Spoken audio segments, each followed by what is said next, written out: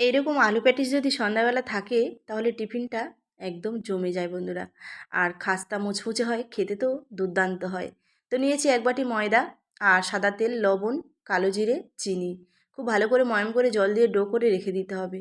কড়াইতে তেল দিয়ে পাঁচফোড়ন দিয়েছি আর পেঁয়াজ কুচি, লঙ্কা কুচি, সিদ্ধ করা আলু, লবণ, হলুদ, লঙ্কার গুঁড়ো, জিরে গুঁড়ো খুব ভালো করে কষিয়ে নিতে হবে। তারপর একটু ধনেপাতা দিলেই রেডি হয়ে যাবে আলুর পুর। আর এখানে একটা ব্যাটার করে নিতে হবে।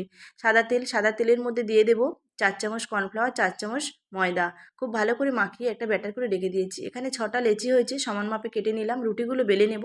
পরপর রুটি বেলে একটু করে ব্যাটার দেবো আর ময়দা ছড়িয়ে দেবো। দিয়ে আবারও রুটি দিয়ে ভালো করে বেলে এরকম চারকোনা পরোটার শেপ করে বেলে নিতে হবে একটু মোটা করে। তারপর এরকম চারিদিকটা কেটে বাদ দিয়ে চৌকো শেপে কেটে নিতে হবে। আলুর পুরটা বসিয়ে এখানে ডিমের কুসুম চারিদিক থেকে দিয়ে দিলাম যাতে না আলুর পুরটা বেরিয়ে যায়। তারপরে লো ফ্লেমে খাস্তা মুচমুচে করে ভেজে নেব। রেডি হয়ে যাবে আলুর প্যাটিস।